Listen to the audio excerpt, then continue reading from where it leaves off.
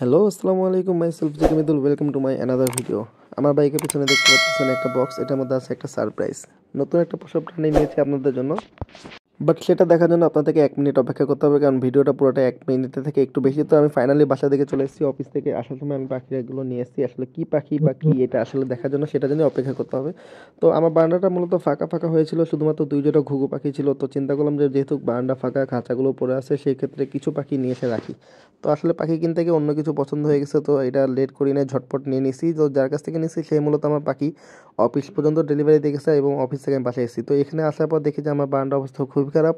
তো বারান্দাটা মূলত পরিষ্কার করলাম এবং ফাইনালি এখন আনবক্সিং করা পালা। তো লেটস সি আসলে এটার মধ্যে কী আছে। তো যেহেতু আমি বাইক করে নিয়ে এসেছি, ফর সেফটি আমি আসলে প্যাকেজিংটা বেশি করে করছিলাম।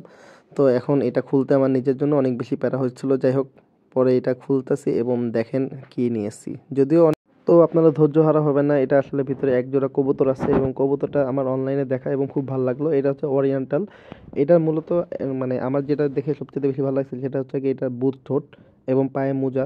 তো আর সবচেয়ে মেন কথা কি, আমি কবুতরগুলো না দেখেই ওনাদেরকে দিয়ে পাঠিয়ে দিয়েছিল আমাকে এক রাইডারের মাধ্যমে। বাট হাতে নেওয়ার পর আসলে জোস লাগছে এবং কবুতরের ফিটনেস মাশাআল্লাহ খুব সুন্দর, এবং নর এবং মাদি দুইজনই প্রচুর পরিমাণ অ্যাক্টিভ। তো নর আসলে দূর থেকে আমি হাতে নিয়ে দুইজনকে রাখছিলাম, নর ডাকাডাকি শুরু করে দিয়েছে। তো অলরেডি ওরা সেট।